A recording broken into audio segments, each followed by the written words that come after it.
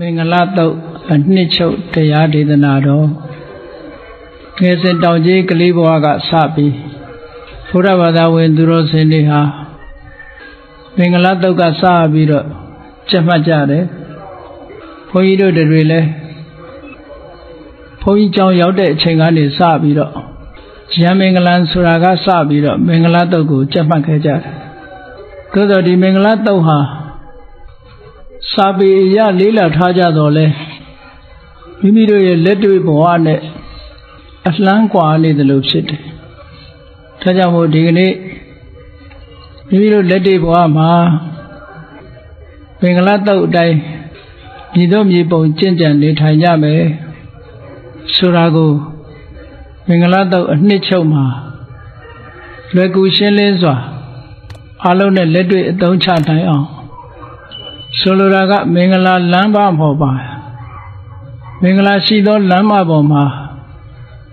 လူတိုင်းလျှောက်လှမ်းနိုင်အောင်ဘယ်လိုကြိုးစားရမလဲဆိုတာဘုရားမြတ်စွာဟောကြားတော်မူခဲ့တဲ့မင်္ဂလာတုတ်ကိုလက်တွေ့ဘဝနဲ့ဆက်ဟပ်ပြီးတော့ဟောကြားရနာကြားရမှာဖြစ်ပါတယ်။ဒါကြောင့်မဟောခင်မနာခင်ဘုရားမြတ်စွာရဲ့မဟာကရုဏာဂုဏ်ကိုအာယုံပြုကာတိကျဖွဲ့ဆိုအပ်သောဝန္ဒနာပနာမအာတိတဂါထာကိုရှေးဥစွာရွတ်ဆိုပူဇော်ခြင်းဖြင့်ဘုရားကိုအာယုံပြုကြရအောင်ယောကပ္ပကောတိဟိပိအပမေယံကာလံကရွန်တောတိတဂရာနိခေရံကတောလောကဟိတယနာထောနမောမဟာကာရုဏိကတတတ္တာယောနာထောဝိနိယအများစွာတတ္တဝါဤချမ်းသာစီးပွားလိုလားတောင်းတဂုံပေါင်းခါသဖြင့်နာထမြညာခြင်းရှင်တော်မြတ်ဖရာသည်ကပ္ပကောတိဟိပိဂရေကဘာအရေးအတွက်သင်္ချာတို့ဖြင့်တော်လဲအဘေမီယံရေတွေ့တိုင်းတာဖော်ပြခြင်းငါမစွမ်းနိုင်ပါသောကာလံလေးအသင်ချေသိမ့်နေကဘာရှိကြသောကာလပတ်လုံးလောကဟိတယတတ္တလောကဤအကျိုးစီးပွားအလုံးငါအတိဒဂရာနိဥ္စာသက်ချေလဲအင်္ဂါမေတ္တာကြီးမာသမိတာနှင့်တထာဇနီစွန်ခြင်းကြီးဟုကျက်သီထဘွယ်ငါးသွဲအစုအလွန်ခဲရင်တော်မူတို့ကိုကရွန်တော်ဖျားဖြစ်ရန်ဤတန်ကျိုးကုတ်အာထုတ်တော်မူရသည်ဖြစ်၍ခေရန်လက်ချေမျက်လုံးအသက်ဆုံးလည်းရဲ့နှလုံးစိတ်ဝံကိုရောဤပင်မခြင်းတို့ကတောဘဝတဏ္ဍချိန်ဖန်များစွာရောက်တော်မူခဲ့ရရှာလိပြီမဟာကရုဏီကတတတ္တဝါများယင်ဝဲသားကဲ့သို့တနာချစ်ခင်မဟာကရုဏာရှင်ဖြစ်တော်မူသောတသနာထသဝိနည်းများစွာတတ္တဝါဤချမ်းသာစီးပွားလိုလားတောင်းတဂုံပေါင်းခါသဖြင့်နာထမြညာထိုးရှင်တော်မြတ်ဖရာအားနမောယုတိပြောင်းပြောမှန်ကိုလျော်၍ကရောယုကျိုးရှိခိုးခြင်းသည်အထုဘဝတုစင်စစ်မသွေဖြစ်ပါစေတည်းသာဓုသာဓုသာဓုမင်္ဂလာတုတ်အနှစ်ချုပ်မင်္ဂလာရှိသောလမ်းပေါ်မှာရှောက်လမ်းပါဘုန်းကြီးတို့တွေကုသကံရဲ့အကျိုးပေးထောက်ပံ့မှုကြောင့်လူဘဝကိုရရှိလာကြပြီမြတ်စွာဘုရားကလူဘဝရရှိလာလို့ရှိရင်နံပါတ်1အရေးကြီးဆုံးကဘာလဲဆိုတာကိုမင်္ဂလာတုတ်မှာအစဉ်တိုင်းဟောတော်တာတစ်ခုနဲ့တစ်ခုဆက်ဆက်ယူလို့ရပါတယ်လူဘဝရောက်လာတဲ့အခါမှာအရေးကြီးဆုံးကတော့လူဆိုတာဘဝခရီးလျှောက်လာတဲ့အခါမှာတယောက်တည်းလျှောက်တာမဟုတ်ဘူးလူဘဝရောက်လာကြတဲ့မိသားစုဆိုတဲ့အတိုင်းဝိုင်းနဲ့ရောက်လာတာဖြစ်တယ်ပေါ့မိသားစုအတိုင်းဝိုင်းဆိုတာဟာလူတွေရဲ့ society မှာအသေးဆုံးပေါ့ family society အသေးဆုံးအတိုင်းဝိုင်းလေးတစ်ခုဒါကြောင့်မို့လို့လူဟာအပေါင်းအသင်းနဲ့နေတတ်တဲ့တ attva လို့တချို့ကဆိုကြတယ်လူတွေမကပါဘူး တခြားတ attva တွေဟာလည်းပဲအားလုံးဟာအပေါင်းအသင်းနဲ့နေကြတာကြီးပါပဲအဲ့တော့လူရဲ့ထူးခြားမှုကဘာလို့ဆိုရင်လူဘဝရောက်လာပြီဆိုရင်လူမှာအသိဉာဏ်ရှိတဲ့ပုဂ္ဂိုလ်ဖြစ်သည့်အတွက်ကြောင့်ဘုရားမြတ်စွာကအရေးကြီးဆုံးလူဘဝမှာဘာစပြီးအရေးကြီးတာတုံးလို့ဆိုအပေါင်းအသင်းကစပြီးတော့အရေးကြီးတယ်တဲ့ဒါဟုတ်ပြောအပေါင်းအသင်းဆိုတဲ့နေရာမှာတဘာဝပေးလိုက်လို့ပေါင်းသင်းနေရတဲ့အပေါင်းအသင်းကတစ်မျိုးပေါ့ကိုယ်တိုင်ရွေးချယ်ပြီးတော့ပေါင်းသင်းတာကတစ်မျိုးရှိတယ်ပေါ့တချို့ကြတော့တဘာဝကိုပေးလိုက်သည့်အပေါင်းအသင်းအတိုင်းဝိုင်းကြားထဲမှာရောက်သွားတယ်ဆိုပါစို့အယူဝါဒမတူကွဲပြားတဲ့အုပ်စုတစ်ခုထဲမှာရောက်သွားပြီဆိုလို့ရှိရင်ထိုအယူဝါဒရှိတဲ့အတိုင်းဝိုင်းတွေရဲ့အတိုင်းယုံကြည်ချက်အတိုင်းဘဝခရီးမှာရှောက်နေကြရတဲ့လူတွေဟာဒီကနေ့ခေတ်ကဘာမှာရှိကြတဲ့လူတွေကိုကြည့်ပေါ့လူမျိုးအသီးသီးမှာအယူအဆအမျိုးမျိုးအပေါင်းအသင်းဆက်ဆံမှုတွေအမျိုးမျိုးတဲ့ကြားထဲမှာလူသားဖြစ်လို့ရှိရင်ဆိုင်ရာအတိုင်းဝိုင်းထဲမှာရောက်သွားသည့်အတွက်ကြောင့်လူဟာအတွေးအခေါ်တွေအမျိုးမျိုးပုံစံအမျိုးမျိုးနဲ့ကိုယ့်ရဲ့လှုပ်ဆောင်ချက်တွေကြောင့်မို့လို့ကောင်းကျိုးချမ်းသာတွေရကြတာရှိသလိုမကောင်းတဲ့အကျိုးတွေကိုခံစားကြရတာလည်းရှိတယ်ပေါ့ဘဝခရီးမှာဘုန်းကြီးတို့သီရိလင်္ကာမှာနေတော့ကတီဟိုနိုင်ငံဆိုတာဒီကနေ့မှာတော့လူကြီးတန်း30ခန်းရှိတယ်ပေါ့ဘုရားဘာသာနိုင်ငံလေးတစ်ခုပဲအဲ့ဒီဘုရားဘာသာနိုင်ငံလေးမှာလူမျိုး၄မျိုးခွဲခြားပြီးတော့သတ်မှတ်ထားတယ်အများဆုံးလူမျိုးကတော့ဆင်ဟာလီလူမျိုးလို့ခေါ်တယ်ဆင်ဟာလီလူမျိုးကိုဗမာတွေကတော့တီဟိုလူမျိုးလို့ခေါ်တာပေါ့အတန်တွယ်လေးပဲကွာဆင်ဟာလီလူမျိုးရှိတယ်မွတ်စလင်ရှိတယ်ဘာဂါဆိုတာရှိတယ်နော်မွတ်စလင်ရဲ့ဆင်ဟာလီရဲ့ဘာဂါရဲ့တမီရဲ့တို့လူမျိုး၄မျိုးရှိတယ် official အနေနဲ့အသိမှတ်ပြုထားတာ၄မျိုးရှိတယ်အဲ့ဒီထဲမှာဒီစရင်ထဲမှာမဝင်တဲ့လူမျိုးတစ်မျိုးရှိသေးတယ်အဲ့ဒါကဘာလို့ဆိုရင်ဝေဒလို့ခေါ်တဲ့ Aborigine ကျွန်းနေလူမူလကျွန်းနေလူရိုင်းနေအဲ့လိုလူမျိုးလည်းရှိသေးတယ်သူကလူကြီးအမတန်နဲတယ်တောတွေတောင်တွေထဲမှာပဲနေတယ်အဝတ်မဟုတ်ဘူးတောထဲမှာပဲဒီငယ်စဉ်တောင်ကြီးကလေးဘဝကလေးကဘာသင်တော့ဆိုရင်ညပြစ်တာသင်တယ်လှန်ထိုးတာသင်တယ်အကောင်လေးဖမ်းပြီးတော့တပ်ဖြတ်နည်းတွေသင်တယ်ဒါပဲရှိတယ်သူတို့မှာနော်ဆိုပါစို့လူဘဝရောက်လာပြီဆိုလို့ရှိရင်လူဟာမွေးလာကြတဲ့က society တစ်ခုမှမွေးလာတဲ့အတွက်ကြောင့်အဲ့ဒီ society တစ်ခုကမကောင်းဘူးဆိုလို့ရှိရင်တစ်ဘဝလုံးကောင်းနိုင်စရာအကြောင်းမရှိတော့ဘူးလေခုနလိုဆိုပါစို့ဝေဒဆိုတဲ့လူမျိုးထဲမှာသွားပြီးတော့ဖြစ်မယ်ဆိုလို့ရှိရင်ဘုန်းကြီးတို့တွေဟာတစ်သက်လုံးတောထဲမှာနေပြီးတော့တတ္တဝါတွေအသက်တပ်ဖြတ်ပြီးတော့စားတော့လို့မိမိဘဝကိုရပ်တည်အောင်ကြိုးစားပြီး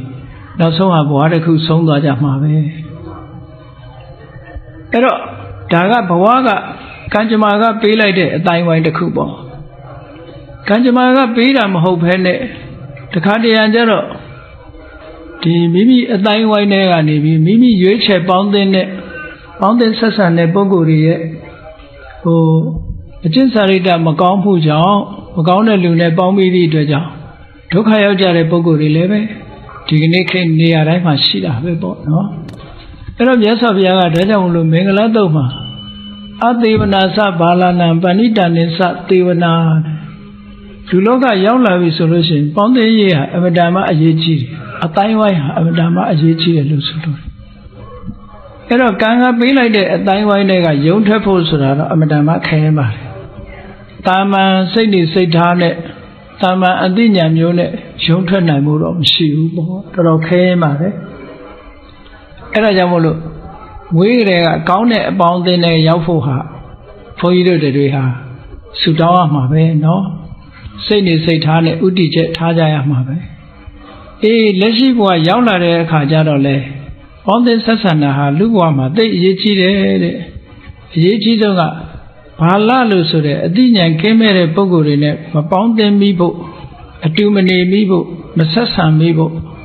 ပဏိတလို့ဆိုတဲ့အသိဉာဏ်ရှိတဲ့ပုဂ္ဂိုလ်တွေနဲ့ဆက်ဆံဖို့အဲ့ဒီလိုဆက်ဆံမှုကိုအကြောင်းပြုပြီးတော့ ဘာလနဲ့ဆက်ဆံမိတဲ့ပုဂ္ဂိုလ်တွေဟာဒီဘဝခရီးမှာလည်းပဲဒုက္ခအမျိုးစုံကြုံတွေ့ကြရတယ်ပညာရှိသူတော်ကောင်းတွေနဲ့ဆက်ဆံမိရတဲ့ပုဂ္ဂိုလ်ကြတော့ဘဝမှာလည်းအေးချမ်းတယ်နောက်ဘဝမှာလည်းပဲချမ်းသာဒုက္ခရတယ်ဆိုတဲ့အကျိုးတွေဟာအမတန်မှထင်ရှားတယ်ဒါဖြင့်ဘာလပဏိတလို့ဆိုတာဘယ်လိုပုဂ္ဂိုလ်မျိုးတွေကိုခေါ်တာတော့ဆိုမြတ်စွာဘုရားကဒါရွေးချယ်ဖို့ရာအတွက်ပေးတာပါရွေးချယ်ဖို့ရာကြတော့မကောင်းတာတွေးမကောင်းတာပြောမကောင်းတာလုပ်တဲ့ပုဂ္ဂိုလ်ကိုဘာလလို့သတ်မှတ်တယ်ကောင်းတာတွေးကောင်းတာပြောကောင်းတာလုပ်တဲ့ပုဂ္ဂိုလ်ကိုပဏိတလို့သတ်မှတ်တယ်ပေါ့အဲ့တော့ကောင်းမကောင်းဆိုတာကြတော့ဘာနဲ့ဆုံးဖြတ်တယ်လဲကိုကြိုက်ရင်ကောင်းတဲ့အကောင်ဟာအကောင်လားလို့ဆိုအဲ့လိုမဟုတ်ကိုကြိုက်တာမကြိုက်တာနဲ့မဆုံးဖြတ်ရဘူးအဲ့တော့ကောင်းတဲ့အတွေးဆိုတာတစ်ဖက်သားကိုအဖြစ်မဖြစ်တဲ့အတွေးမျိုးတစ်ဖက်သားကိုညှဉ်းပန်းနှိပ်စက်လို့တဲ့အတွေးမျိုးကိုယ့်ကိုထိခိုက်နစ်နာစေလို့တဲ့အတွေးမျိုးလောကကြီးကိုအကျိုးမပြုတဲ့အတွေးမျိုးလောကကြီးကိုပျက်စီးစေတဲ့အတွေးမျိုးအပြောမျိုးအလောက်ကံမျိုးတွေဟာမကောင်းဘူးလို့သတ်မှတ်ရမယ်အများအတွက်အကျိုးဖြစ်တဲ့အတွေးအများအတွက်အကျိုးဖြစ်တဲ့အပြောအများအတွက်အကျိုးဖြစ်မဲ့အလုပ်ဒါတွေကကောင်းတယ်လို့သတ်မှတ်ရအဲ့ဒါလို့လူလောကရောက်လာပြီဆိုလို့ရှိရင်နံပါတ်1ဘုန်းကြီးတို့ဟာရွေးချယ်လို့ရတဲ့ဘဝမှာပေါင်းသင်းဆက်ဆံရေးနဲ့ပတ်သက်ပြီးတော့ရွေးချယ်ဖို့လိုအပ်တယ်လို့မြတ်စွာဘုရားပထမဆုံးမင်္ဂလာခရီးကိုစတင်လျှောက်လှမ်းဖို့ရာအတွက်ဒါကိုဥစွာဟောတာနော်အဲ့တော့အပေါင်းအသင်းဆက်ဆံမှုဟာအရေးကြီးတယ်ကဲပေါင်းသင်းဆက်ဆံပြီးတဲ့အခါမှာလူတွေရဲ့ society ထဲနေတဲ့အခါမှာဘာလုပ်ဖို့လိုအပ်တယ်လဲလို့ဆိုရင်ပူဇာစပူဇနေရနာလေးပေးယူသိလေးစားတတ်တဲ့ပုဂ္ဂိုလ်တွေကိုယူသိလေးစားရမယ်လို့ဒီလိုဆိုလို့ပူဇော်တယ်ဆိုတဲ့စကားလုံးကပါဠိရလာတာဆိုလူတွေကနားလည်နေကြတာပန်းနဲ့ပူဇော်တာတို့ဘာတို့ဒါမျိုးတွေလှူဝတ္ထုနဲ့ပူဇော်တာတို့ဒါဟုသာပူဇော်တယ်လို့နားလိုက်ပူဇော်တယ်ဆိုတာညနိုးတယ်အယုသိပေးတယ်လေးစားတယ်ဒါမျိုးတွေဟာလည်းပူဇော်တယ်လို့ပဲခေါ်တာပဲစိတ်ထဲကအလေးနဲ့ထားတယ်အဲ့ဒါလို့လောကမှာပူဇော်လိုက်တဲ့ပုဂ္ဂိုလ်ကိုပူဇော်ခြင်းဖြင့်ကိုယ်မှာအသိဉာဏ်တွေတိုးပွားစေနိုင်တယ်ဒါကြောင့်မို့ကိုယ့်ရဲ့ဝတ္တရားနံပါတ်1ရွေးချယ်ရမှာကအပေါင်းအသင်းရွေးချယ်ပြီးတဲ့အခါမှာကိုယ်အတိုင်းဝိုင်းထဲမှာပူဇော်တိုက်တဲ့လေးစားတိုက်တဲ့ပုဂ္ဂိုလ်တွေကိုလေးစားမိဖို့ဆိုတာဒါတတ္တိယအနေနဲ့မြတ်စွာဘုရားကဟောတာဒါဖြင့်လူလောကမှာရောက်ပြီးကြီးပွားတိုးတက်အောင်လုပ်ဖို့မကောင်းတဲ့ပုဂ္ဂိုလ်တွေကိုရှောင်ကောင်းတဲ့ပုဂ္ဂိုလ်တွေနဲ့ပေါင်းသင်းပြီးပူဇော်တိုက်တဲ့ပုဂ္ဂိုလ်တွေကိုပူဇော်ယုံဒီလိုလုပ်တွေလုပ်ဖို့ဆိုတာဟာဘယ်နေရာလိုအပ်တယ်လဲလို့ဆိုတော့မြတ်စွာဘုရားကဒီလိုအလုပ်တွေလုပ်မိဖို့အကောင်းဆုံးရွေးချယ်တတ်ဖို့အတွက်ဘာကအရေးကြီးလာပြန်တော့ဆိုတတိရူပဒေသဝါဒတဲ့လျောက်ပတ်တဲ့အရမှနေဖို့ဗမာစကားမှလည်းမရှိတယ်နော်တရားမပြောင်းသကောင်းမဖြစ်ဆိုတဲ့စကားရှိတယ်သူကအတွေ့အကြုံအမြင်အယူဆပညာဘုဒ္ဓဆိုတာတဏှာနဲ့တဏှာမတူတတ်ဘူးပေါ့အဲတဏှာပြောင်းလိုက်တဲ့အခါမှာကိုယ်မှာအတွေ့အကြုံအသစ်တွေရတယ်အသိဉာဏ်ဘုဒ္ဓတွေအသစ်ရလာတယ်တစ်ခုနဲ့တစ်ခုရှင်စရာတွေရလာတဲ့အတွက်ကြောင့်ဘယ်ဟာပိုကောင်းတယ်ဘယ်ဟာကညံ့တယ်ဆိုတာကိုနှိုင်းယှဉ်တတ်လာတယ်ပေါ့တဏှာထဲမှာဆိုလို့ရှိရင်နှိုင်းယှဉ်မှုမရှိဘူးပေါ့ဒါကြောင့်မို့အကြောင်းအကျိုးအဆိုးအကောင်းကိုသိဖို့ရအတွက်ဘာလို့တော့ဆိုပฏิရူပဒေသဝါဒနေရာရွေးချယ်ပြီးတော့နေဖို့လိုအပ်တယ်နေရာရွေးချယ်ရမယ်ဆိုတာဘာအတွက်ရွေးချယ်ရတာတော့ဆိုရင်ကိုယ့်ရဲ့ရည်ရွယ်ချက်အတိုင်းပဲပညာရေးတိုးတက်ဖို့အတွက်ရွေးချယ်ပါလားစီးပွားရေးအတွက်ရွေးချယ်ပါလားကျန်းမာရေးအတွက်ရွေးချယ်ပါလားဆိုင်ရာသူတော်ကောင်းတရားတွေကျင့်ကြံကြိုးကုပ်အားထုတ်ပြီးတော့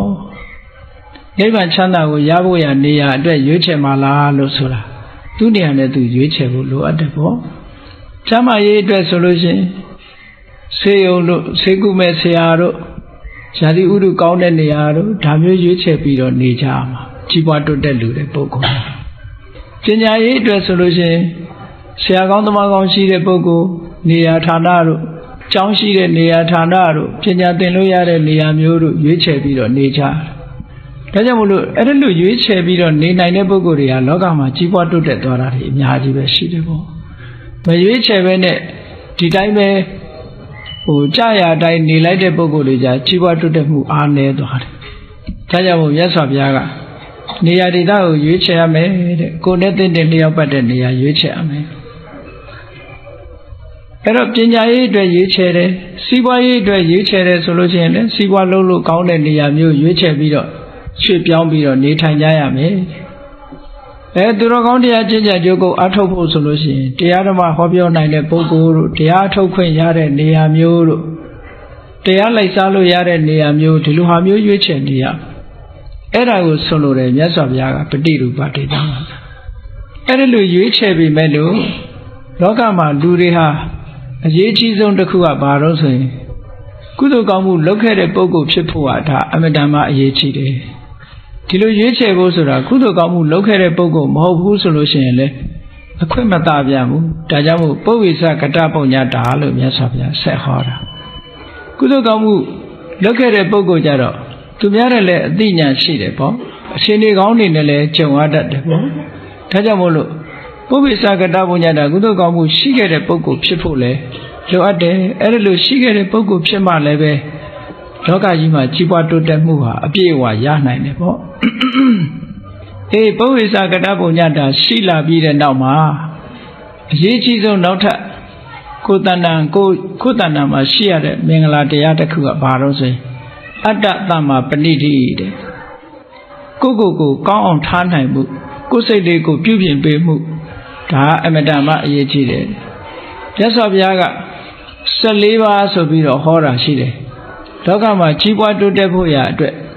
14မျိုးရှိတယ်တဲ့14မျိုးဆိုတာဘာလဲဆိုရင်ဆက်ဆိုတာဒီနေရာမှာတစ်ခုနဲ့တစ်ခုဆက်ပြီးတော့လဲပတ်သွားတဲ့အရာကိုဆက်လို့ခေါ်တာပါနံပါတ်1ကပฏิရူပဒေသဝါဒတင့်တယ်လျောက်ပတ်ကောင်းမြတ်တဲ့အရာမှာနေခြင်းနံပါတ်2ကတပ္ပုရိတုပနေတ္တလူတော်လူကောင်းနဲ့ပေါင်းမိခြင်းနံပါတ်3ကအတ္တတမ္မာပဏိတိကိုပြုပြင်ပြီးတော့ကြိုးစားအထောက်ခြင်းနံပါတ်4ကပုဗ္ဗေစကတပုံညတာကုသိုလ်ကောင်းမှုလုပ်ခဲ့တဲ့ပုဂ္ဂိုလ်ဟာတဲ့ကုသိုလ်ကောင်းမှုရှိခဲ့ပြီဆိုလို့ရှိရင်တင့်လျောက်ပတ်တဲ့နေရာကိုရောက်တယ်တင့်လျောက်ပတ်တဲ့နေရာကိုရောက်တဲ့ပုဂ္ဂိုလ်ဟာသူတော်ကောင်းနဲ့တွေ့တယ်သူတော်ကောင်းနဲ့တွေ့တဲ့ပုဂ္ဂိုလ်ဟာကိုပြုပြင်ထိမ့်သိမ့်ပြီးတော့နေတတ်ထိုင်တတ်လာတယ်လို့အဲ့ဒီလိုပြုပြင်ထိမ့်သိမ့်ပြီးနေတတ်လာတယ်ဆိုလို့ရှိရင်ပဲကုသိုလ်ကောင်းမှုတွေတစ်ခါဆက်ပြီးတော့လုပ်ပြန်တယ်လုပ်သည့်အတွက်ကြောင့်ပฏิရူပဒေသကိုရောက်ပြန်တယ်ပฏิရူပဒေသရောက်ရင်သူတော်ကောင်းတွေနဲ့တွေ့ပြန်တယ်အတ္တတမ္မာပဏိတိဆိုတဲ့ကိုကောင်းအောင်ထားတတ်သွားတယ်မင်္ဂလာတရားတော်ဟာတစ်ခုနဲ့တစ်ခုဆက်ပြီးတော့မြတ်စွာဘုရားကဟောသွားတာပါ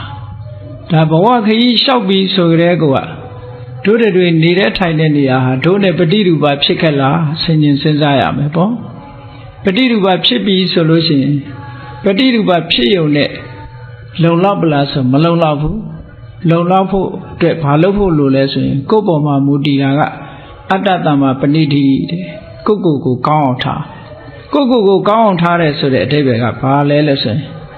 ကိုယ်မှာ၅ပါးသီလမပြည့်စုံသေးဘူးဆိုရင်ပြည့်စုံအောင်လေ့ကျင့်တရားစွမ်းအားတွေနည်းနေသေးတယ်ဆိုရင်တရားစွမ်းအားတွေပြည့်အောင်လုပ်မယ်ကိုချင်းတရားတွေအားပြော့နေအားကောင်းလာအောင်လုပ်မယ်ဘာသာတရားနဲ့ပတ်သက်ပြီးဘ ਹੁ တုတ္တတွေနည်းနေမယ်ဆိုလို့ရှိရင်ဘ ਹੁ တုတ္တစီးပူးရမယ်ကိုယ့်ရဲ့ဒီအများအကျိုးဆောင်ရွက်မှုတွေအားပြော့နေသေးတယ်ဆိုလို့ရှိရင်လည်းကြိုးစားအားထုတ်ကြရမယ်မကောင်းတဲ့စိတ်ထားတွေကိုတွန်းလှန်ဖယ်ရှားဖို့ကောင်းတဲ့တရားတွေကိုကြိုးစားအားထုတ်ဖို့ဆိုတဲ့ဝိရိယတရားတွေလျော့ပါနေသေးတယ်ဆိုလို့ရှိရင်လည်းတိုးအောင်လုပ်တယ်အသိပညာတွေနည်းပါးနေသေးတယ်ဆိုရင်လည်းရအောင်လုပ်တယ်အဲ့ဒါဟာအတ္တတမ္မာပဏိတိပဲကိုကောင်းအောင်ထားတယ်ဆိုတာကိုအဆင့်မြင့်လာအောင်ကြိုးစားအားထုတ်ထားမှာပဲကောင်းပြီအဲ့ဒီလိုမင်္ဂလာလမ်းမပေါ်မှာရှောက်လန်းလို့ကိုကောင်းအောင်ထားတတ်ပြီးထားတတ်အောင်ဘာတွေလုပ်ဖို့လိုသလဲဒီတိုင်းသူ့ဟာသူထားတတ်လာမှာမဟုတ်ဘူးဒါကြောင့်မို့မြတ်စွာဘုရားကနောက်ဆက်ပြီးဟောတာကဘာဟုတ်သစ္စင်စာဘောဓုတ္တစီးပူးပါဘောဓုတ္တဆိုတာအခုလိုတရားတွေမှာတရားတွေများနာတယ်တရားစာအုပ်တွေဖတ်တယ်တရားတွေဆွေးနွေးတယ်မိတ်ဆွေသင်္ကားတွေနဲ့ကောင်းလို့ရာတွေပြောကြတယ်ဒါတွေကဘောဓုတ္တစီးပူးတယ်လို့ခေါ်တယ်ပေါ့ဆိုင်ရာဘောဓုတ္တပဲဘောဓုတ္တမျိုးစုံ စီးပူအထောက်ကြရတယ်လောကမှာဘောဓုတ္တတွေရှိပြီးတော့ဒီသာဝနေရေးပြည့်စုံဖို့အတွက်လည်းပဲမြတ်စွာဘုရားကသိပ္ပတဲ့လက်မှုပညာတို့နှုတ်မှုပညာတို့ဘဝယတ္တိရေးအတွက်ဒါတွေလည်းသင်ကြားရမယ်တဲ့လူလောကလူရလို့ရောက်လာရင်ဘာဟုတ်တဲ့သင်္စသိပ္ပင်္စဝိနယောစသူသိခိတော်လူတွေရဲ့စည်းကမ်းဝိနည်းကိုလည်းလိုက်နာတတ်ရမယ်ဆိုပါစို့နိုင်ငံတော်အစိုးရတွေကထုတ်ပြန်ထားတဲ့ဥပဒေတွေရှိတယ်လောကလူကျင့်ဝတ်တွေရှိတယ်အဲ့ဒါတွေကိုလည်းသင်ကြားထားရမယ်တဲ့ဥပဒေတွေကိုနားလည်ရမယ်လေးစားရမယ်လိုက်စားရမယ်လူကျင့်ဝတ်တွေကိုလေးစားရမယ်အဲ့ဒါတွေကိုဥပဒေဆိုတာကမသိလို့ကျွလွန်မိတာပါလို့ပြောလို့မရဘူးသူကသိအောင်လုပ်ရမယ်အဲ့ဒါကိုပြောတာဝိနည်းစသူသိခိတော်လောကမှာကြီးပွားတိုးတက်ဖို့အတွက်မြတ်စွာဘုရားဒီမင်္ဂလာတုတ်ကိုအခြေခံအားဖြင့်ဟောထားတာအဲ့ဒီလိုအချက်လက်တွေပြည့်စုံမှသာလျှင်အတ္တသမပဏိတိကိုယ့်ကိုယ်ကောင်းအောင်လုပ်နိုင်မှာဖြစ်ပါတယ်တဲ့ဝိနည်းစသူသိခိတော်သူဘာတိတာစယာဝါစာလောကမှာလူတွေဆက်ဆံရေးမှာအရေးကြီးဆုံးကဒီအပြောဆိုပဲလောကမှာလူတွေတယောက်နဲ့တယောက်ချစ်ချစ်ခင်ခင်နဲ့စီယုံမှုဖြစ်တာလည်းပဲပြောဆိုတတ်လို့ပဲကွဲပြားသွားကြတာလည်းပဲအပြောဆိုမတတ်လို့ပဲဒီပြောဆိုခြင်းတစ်ခုဟာအမတန်မှထိရောက်တယ်ဒါကြောင့်မို့သူဘာတိတာစယာဝါစာစကားကောင်းကောင်းပြောတတ်တန်ရမယ်ဒါဖြင့်စကားကောင်းပြောတယ်ဆိုတာဘယ်လိုဟာမျိုးပြောတာလဲလို့ဆိုလို့ရှိရင်မြတ်စွာဘုရားကဟောထားတာလေးတွေရှိတယ်စကားပြောတော့မယ်ဆိုလို့ရှိရင်စကားဆိုတာပါဇက်ဆိုတာစကားပြောဖို့နဲ့စားဖို့ထားတယ်လို့ဆိုတာဟုတ်တယ်ပါဇက်ရဲ့အသုံးချတာကစကားပြောဖို့နဲ့စားဖို့ပဲသို့တော့ပြောစရာဆိုစရာတွေကစီကံကလနာမရှိရှောက်ပြောလို့ရမလားလို့ဆိုမရဘူးတဲ့မြတ်စွာဘုရားကသူဘာတိတကောင်းတဲ့စကားမျိုးဖြစ်အောင်ဘာလုပ်ရမလဲဆိုတော့စီကံကျက်ထားတာကကိုဒိဋ္ဌံထားကာလေနဝက္ခမိနောအကာလေနငါစကားပြောရင်ပြောတဲ့အချိန်မှပြောမယ်မပြောတဲ့အချိန်မပြောပါဘူးဟုတ်လားအဖြစ်လို့တော့ဆိုရင်စကားကောင်းပဲဖြစ်စေမပြောတဲ့အချိန်တော့ပြောမိလို့ရှိရင်စကားကောင်းမဖြစ်တတ်ဘူးတဲ့ဒါကြောင့်မို့စကားပြောရင်ပြောတဲ့အချိန်ပဲပြောမယ်မပြောတဲ့အချိန်မပြောဘူးပြောတဲ့အချိန်မပြောတဲ့အချိန်ဆိုတာတော့အသိဉာဏ်နဲ့ရွေးချယ်ရမယ်ပေါ့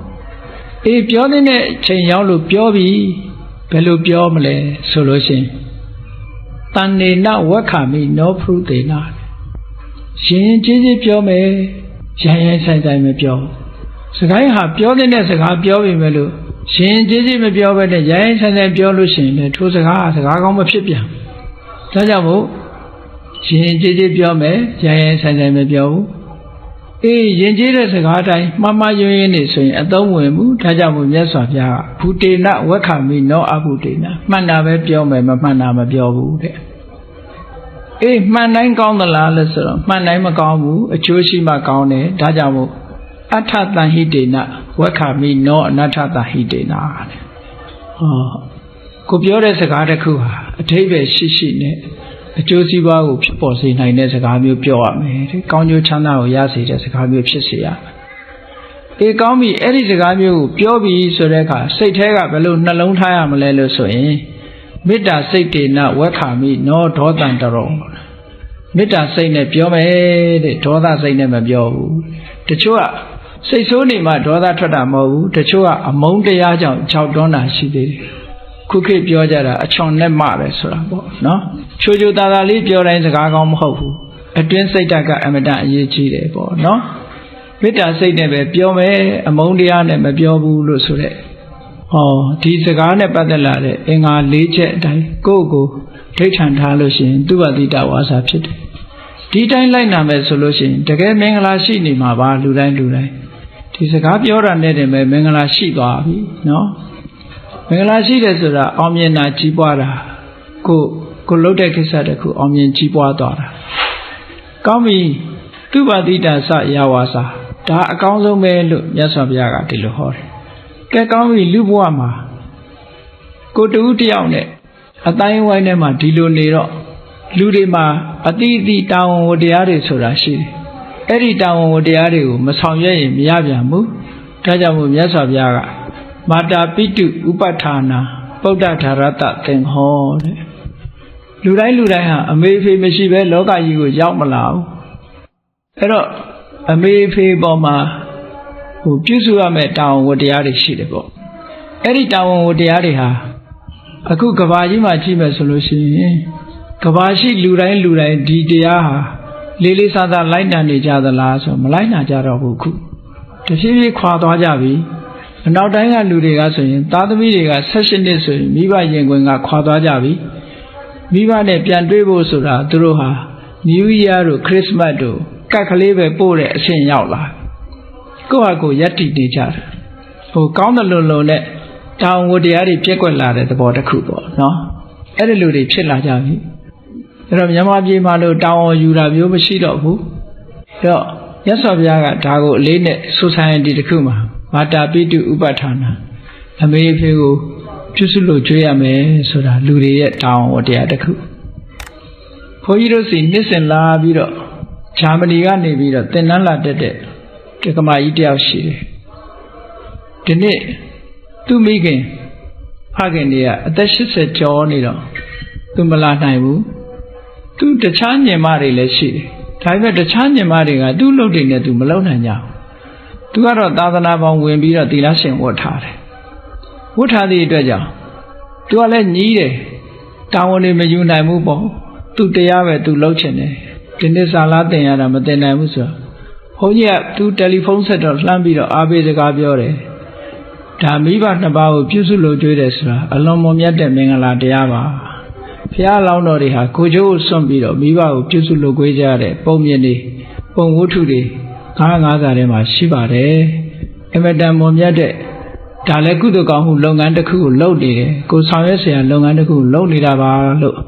ဒါကြောင့်မို့လာမတဲ့ရဒီနေ့စာလားမတင်ရပေမဲ့ဝမ်းနေเสียမလို့ဘူးကိုလုပ်နေတဲ့အလုပ်ဟာအလွန်မွန်မြတ်တဲ့အလုပ်ဘုရားစကားနားထောင်တဲ့အလုပ်ပဲလို့ဆိုတော့သူစိတ်ချမ်းသာသွားတဲ့အကြောင်းပြန်ပြီးတော့ပြောတယ်လောကမှာမိဘကိုပြုစုလုပ်ကြွေးမှုဆိုတာတွေကလစ်ဟင်းလာတယ်ပေါ့ဒါကြောင့်မို့မြတ်စွာဘုရားကလောကမှာလူတွေဟာကိုယ်ဝတ္တရားတွေကိုတာဝန်မဲ့လာပြီဆိုလို့ရှိရင်ကြီးပွားတိုးတက်မှုလမ်းကြောင်းကဖေးချော်လာတာပဲမင်္ဂလာလမ်းကိုမလျှောက်လမ်းကြတော့ပဲနဲ့လမ်းဆိုးတွေကိုလျှောက်လာကြတော့ဒုက္ခရောက်မှာပေါ့နော်ဒါကြောင့်မို့လို့မြတ်စွာဘုရားကလိုက်ထိုင်ရမယ့်ဂျူတီဆိုတာမိဘရှိတဲ့ပုဂ္ဂိုလ်ကမိဘကိုပြုစုလုပ်ကြွေးဖို့ဟာဒါအမြဲတမ်းအရေးကြီးတယ်တခါတစ်ဖက်ကလည်းပဲပုဒ္ဒဒါရတသင်္ဟောအိမ်တော်ရဲ့သားကြလို့သားနဲ့မယားနဲ့နေတဲ့ပုဂ္ဂိုလ်တွေဟာကိုယ်တန်ဝတရားကိုကိုဆောင်ရွက်ကြဖို့အရေးကြီးတယ်ဆိုတာဒါ Family Society ရဲ့ညီညွတ်မှုအတွက်မြတ်စွာဘုရားကဟောထားတာဥမကွဲတိုင်းမဲ့ပြက်တော့မိသားစုဟာဘဝခရီးကိုလက်တွဲပြီးတော့ရှောက်ကြနိုင်ငံသားတွေကြတော့ပုဒ္ဒဒါရတသင်္ဟောဆိုအလွန်အားနည်းသွားပြီ divorce ဆိုမကြလောက်ကြတယ်သူတို့နော်အခုသဘောကျရင်တွဲနေတယ်သဘောမကျရင်ခွဲလိုက်ကြတယ်ဒီလူနဲ့သဘောကျရင်တွဲလိုက်တယ်ဟိုလူနဲ့သဘောကျရင်ထပ်တွဲလိုက်တယ်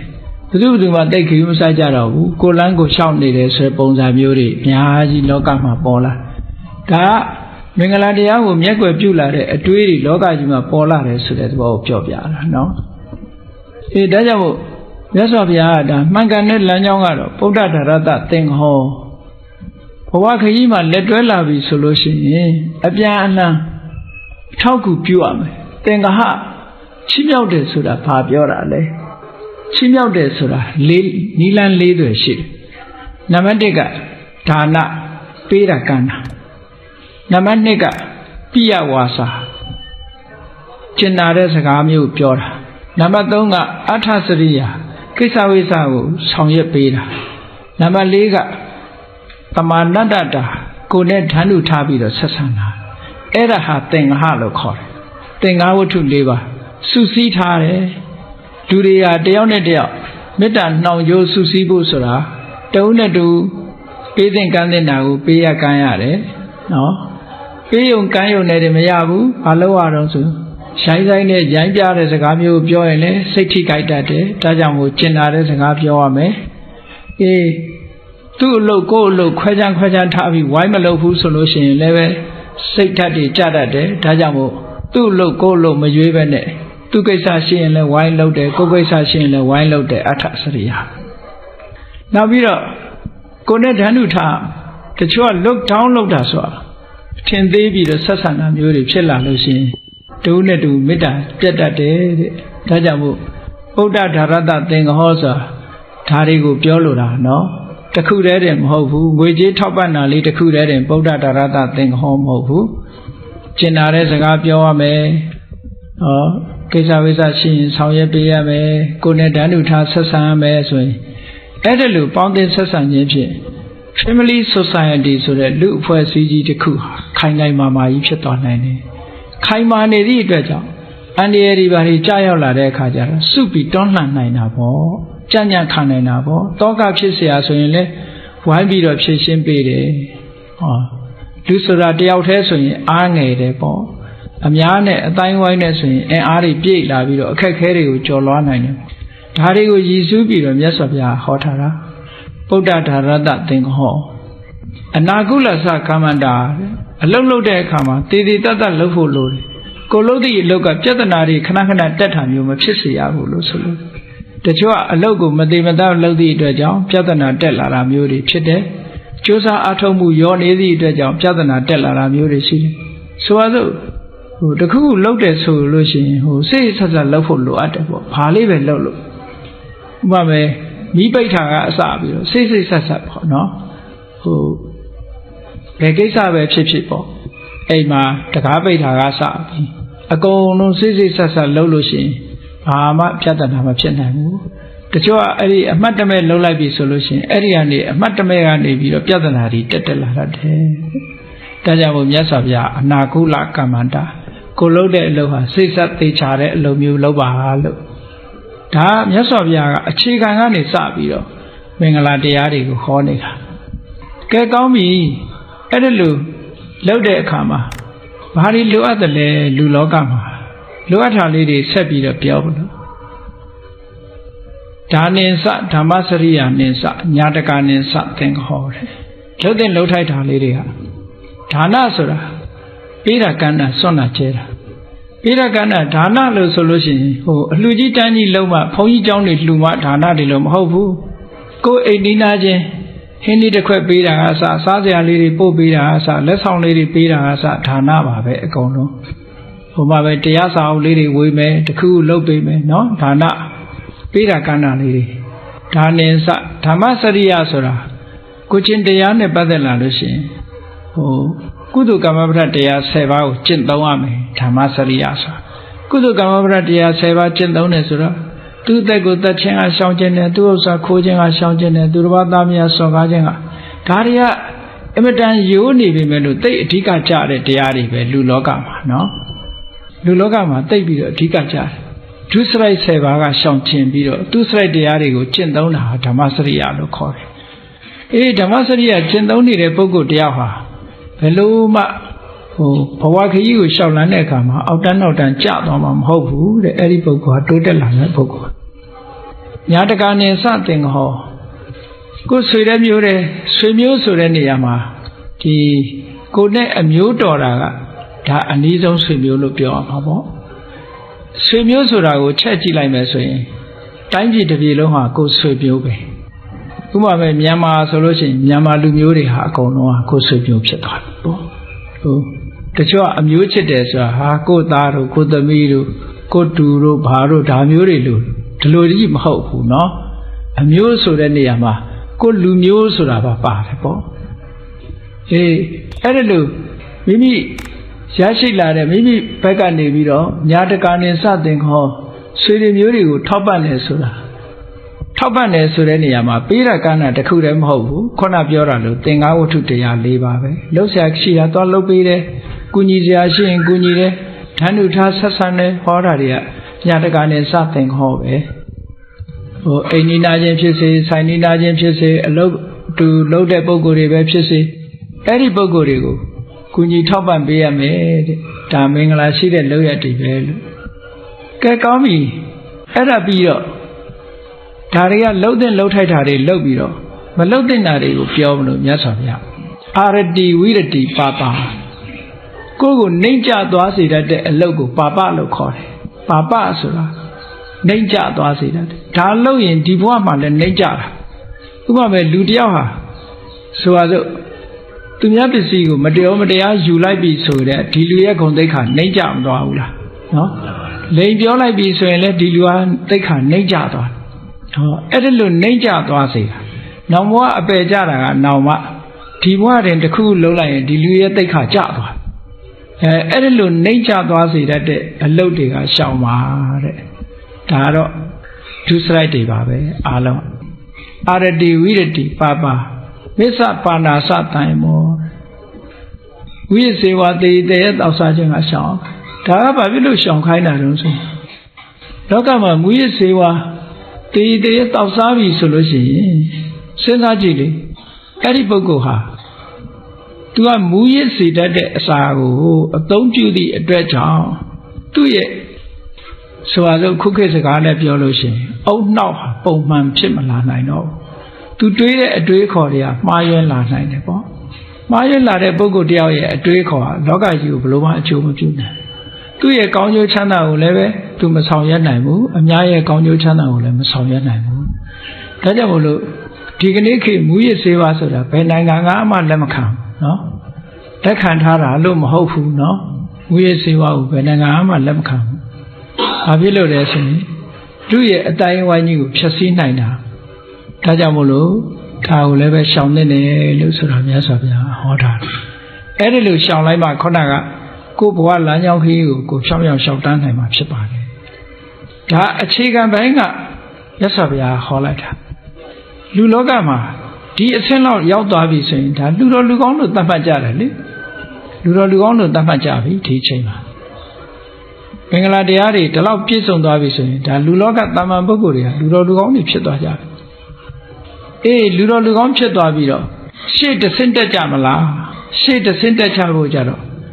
ပို့ပြီးတော့ကိုယ့်ကိုယ်လူကြီးလူကောင်းဖြစ်ရအောင်ဘာလုပ်ရမလဲဆိုရင်ဂါရောစာ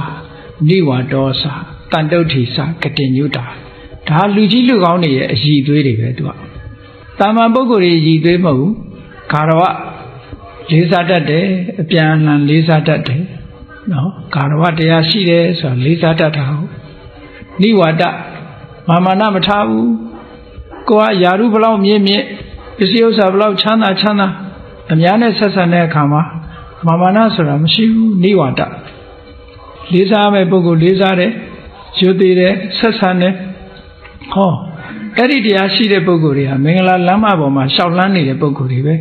ဒါကြောင့်မို့အများရဲ့ချစ်ခင်မှုကိုဒီဘဝတည်းမှာသူတို့ရကြတယ်တဲ့တန်တုဋ္ဌိစကတိညုတာဆိုတာ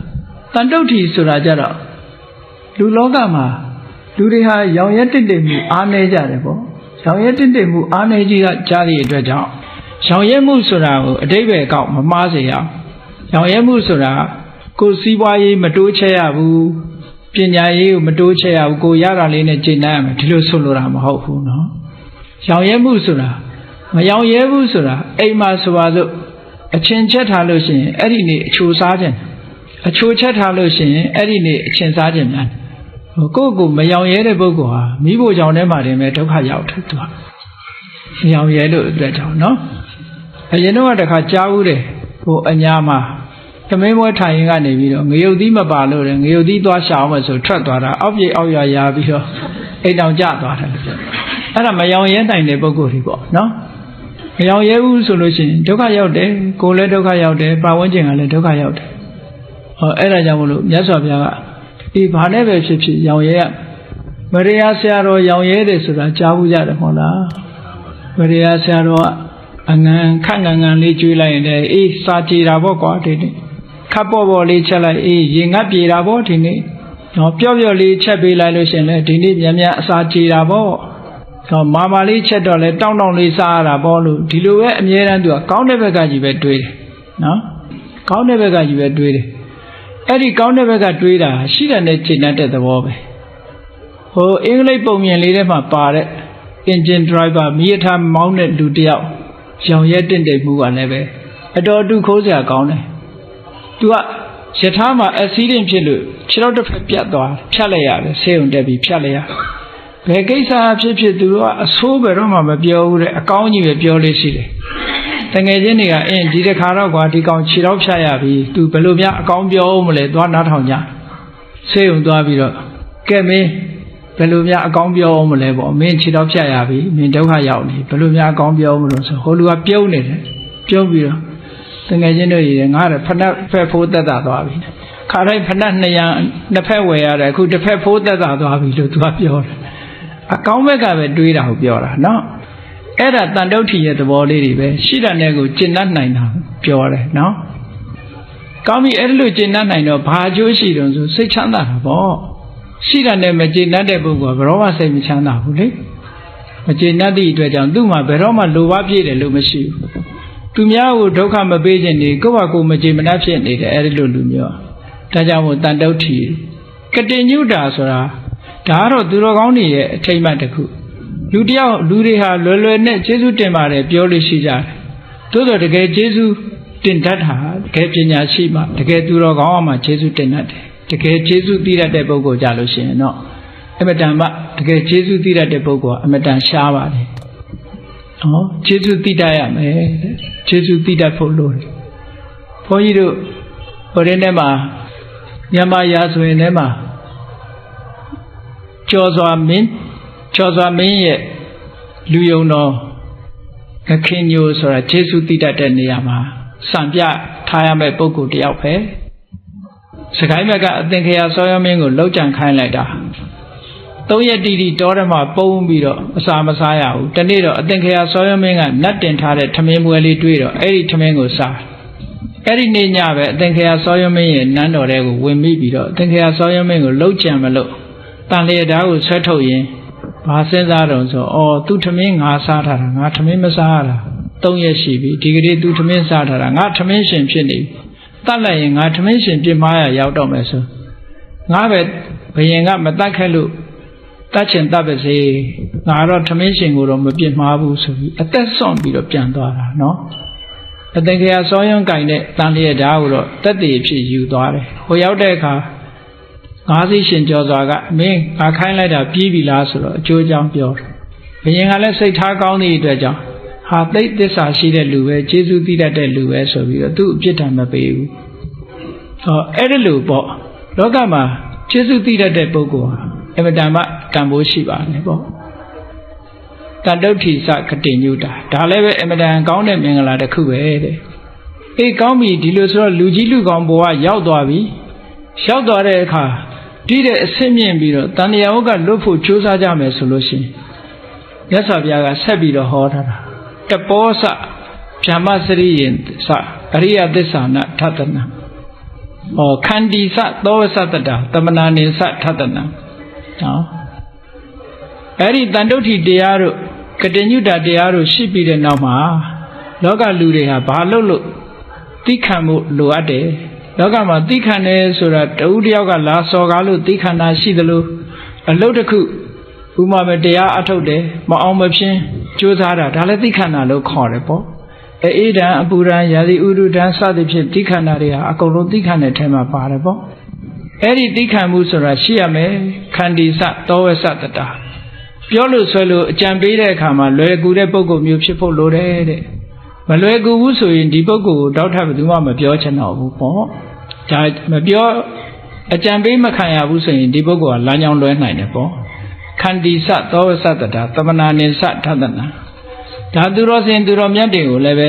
မကြာခဏစိကတွေးဆုံခြင်းဖြင့်အမှန်တရားတွေကိုသိရှိနားလည်နိုင်တယ်လို့ဒီလိုဆိုလိုတာနော်ကောင်းပြီကိုယ်ကိုယ်တိုင်ကျင့်ပြီးတော့တရားဓုတရားမြတ်ရဖို့ရအတွက်ကြတော့တပောစဗြဟ္မစရိယင်စအရိယသစ္စာနာထတနာဆိုတော့တပဆိုတာအမတမလူဘွားကနေခွာဆောင်ပြီးတော့သာသနာပေါင်းဝင်တဲ့အကျင့်မျိုးပေါ့ကိုချင်းသီလတွေနဲ့ပြည့်စုံအောင်လုပ်မယ်ဗြဟ္မစရိယမြတ်သောအကျင့်ကိုကျင့်တယ်ဆိုတာမဲခင်၈ပါးအကျင့်တရားကိုကျင့်တယ်အဲ့ဒီလိုကျင့်လိုက်လို့ရှိရင်ဘာရမလို့ဆိုရင်အရိယသစ္စာနာထတနာသစ္စာ၄ပါးကိုသိမြင်နိုင်တယ်အဲ့တော့အထက်ကရာမှာတော့အမျိုးစုံဖွင့်ထားပြီမဲ့ဒီနေရာမှာအရိယသစ္စာနာထတနာသစ္စာ၄ပါးကိုသိတယ်ဆိုတာဒါသောတာပန်ဖြစ်သွားပြီလို့ဒီလိုဆိုလို့ရမယ်ပေါ့ကဲသောတာပန်ဖြစ်သွားပြီဆိုဒီအဆင့်ရောက်သွားပြီဆိုလို့ရှိရင်အပေတကားပိတ်သွားတော့မင်္ဂလာတရားဟာဒီနေရာရောက်လာပြီဆိုလို့ရှိရင်နောက်ဘဝခရီးအတွက်အမတန်မှစိတ်အေးသွားရတဲ့နေရာမျိုးရောက်သွားပြီပေါ့နောက်တစ်ခါဒီတဲ့အဆင့်မြင့်သွားလို့ရှိရင်နိဗ္ဗာန်သစ္စိကရိယာဆို သောတာပန်ဖြစ်ပြီးတဲ့နောက်တဂရကအနာဂံယဟန္တာဆိုတဲ့အဆင့်ကိုရောက်သွားပြီဆိုလို့ရှိရင်တော့နိဗ္ဗာန်ကိုမျက်မှောက်ပြုပြီးသားဖြစ်သွားပြီတဲ့ဘဝမှာဒုက္ခတွေတွေ့เสียအကြောင်းမရှိတော့ဘူးလို့ဒီလိုဟောလို့ရင်ဖြစ်တယ်ဒီထဲမှာနိဗ္ဗာန်ပြီးတဲ့နောက်မှာဘာလိုအပ်နေသေးတယ်ဆိုဘာမှမလိုအပ်တော့ဘူးနိဗ္ဗာန်ရောက်သွားလို့ယဟန္တာဖြစ်သွားပြီဆိုတဲ့ပုဂ္ဂိုလ်တယောက်တူရဲ့အခြေအနေကိုမြတ်စွာဘုရားကမင်္ဂလာတုံမှာဏိဂုံးချုပ်တဲ့အနေနဲ့ဆက်ပြီးတော့ဟောတာကဖုဒ္ဓတလောကဓမ္မေဟိစိတ်တံယတနခံပတိအတောကံဝိရဇံခေမဧတံမင်္ဂလာမௌတ္တမနိဗ္ဗာန်ကိုမျက်မှောက်ပြုသွားတဲ့အရိယသူတော်စင်ယဟန္တာပုဂ္ဂိုလ်ဖြစ်ရောက်သွားပြီဆိုရင်ဘယ်လိုလောကဓာတ်အနေနဲ့တွေ့သူ့ရဲ့စိတ်ဟာတုံလုံးမှုမရှိတော့ဘူးအတောကဘယ်ကိစ္စနဲ့မှပတ်သက်ပြီးတော့စိုးရိမ်စိတ်ဆိုတာမလာတော့ဘူးဝိရဇသူ့စိတ်ထဲမှာအငြိကြေးဆိုတာလောဘဒေါသမောဟစတဲ့အငြိကြေးဆိုတာဘယ်တော့မှမလာဘူးခေမအန္တရာယ်ခတ်သိမ်းဟန်နဲ့ခင်းငိမ့်သွားပြီအဲ့ဒီကြလို့ရှိရင်တော့အမြတ်ဆုံးမင်္ဂလာတစ်ခုဟာလမ်းဆုံးသွားတာဖြစ်ပါတယ်လို့မင်္ဂလာတုတ်ဟာဘဝခရီးကိုရှောက်လန်းတဲ့ပုဂ္ဂိုလ်တိုင်းဟာတဆင့်ပြီးတဆင့်တက်ပြီးတော့ကျင့်သွားပုံကိုမြတ်စွာဘုရားဟောတာဖြစ်ပါတယ်နော်အခြေခံကအပေါင်းအသင်းဆက်ဆံမှုကနေစလိုက်တဲ့မင်္ဂလာတရားတော်ဟာဘယ်မှာအဆုံးသတ်သွားတော့ဆိုရင်နိဗ္ဗာန်သစ္စိကရိယာမှာအဆုံးသတ်သွားတယ်အဲဒီနိဗ္ဗာန်သစ္စိကရိယာနိဗ္ဗာန်ကိုမျက်မှောက်ပြုလိုက်တဲ့တပြိုင်တည်းယဟန္တာဖြစ်သွားရင်ကြန့်ခိုင်တဲ့စိတ်ဓာတ်ကိုရတယ်ဆိုရင်တောကတွေကင်းသွားတယ်အန္တရာယ်တွေကင်းသွားတယ်ဘေးခတ်သိမ်းတွေအကုန်ကင်းငြိမ်းသွားတယ်ဆိုတဲ့အကျိုးတရားတွေကိုရပါတယ်တဲ့ဒါကြောင့်မို့အဲ့ဒီအကျိုးတရားတွေအကုန်ရပြီဆိုရင်ဣတာတိတာတိကတ္တဝါနသဗ္ဗထမပရာစိတာသဗ္ဗထသုထိန်ကိသန္တိတန်တေတံမင်္ဂလမௌတ္တမံလို့မြတ်စွာဘုရားကဏိကုံးချုပ်တာဒီမင်္ဂလာတရားတွေအတိုင်းသို့မဟုတ်မင်္ဂလာလမ်းမပေါ်မှာရှောက်လှမ်းသွားတဲ့ပုဂ္ဂိုလ်တွေဟာလမ်းဆုံးရောက်ထာတဲ့တပြိုင်နက်နော်ဒီမှတ်တိုင်ဒီစခန်းကိုအားလုံးဟာရောက်ရှိကြမှာဖြစ်ပါတယ်ရောက်သွားလို့ရှိရင်သဗ္ဗထမပရာစိတာဘယ်တော့မှကိုယ်ကရှုံးသွားတယ်ဆိုတာမရှိဘူးသဗ္ဗထသုထိန်ကိသန္တိအရာခသိမ်းမှာကိုယ်ကပြည့်ပြည့်စုံအောင်နိုင်ခြင်းကိုရရှိနိုင်တယ်လို့ဘုရားမြတ်စွာကမင်္ဂလာတုံမှာဒီလိုဟောထားတာဖြစ်ပါတယ်ဒါကြောင့်ကိုတရားချစ်ခင်သူတော်စင်ပြိဿအပေါင်းတို့သည်မိမိတို့ဘဝခရီးမှာမင်္ဂလာလမ်းတိုင်းမင်္ဂလာလမ်းမပေါ်မှာတို့တွေရှောက်လန်းနိုင်အောင်ကြိုးစားအားထုတ်ကြမယ်လို့ကိုစီကိုငါသဘောကျပြီးတော့မင်္ဂလာလမ်းမအတိုင်းရှောက်လန်းနိုင်ကြပါစေကုန်သတည်း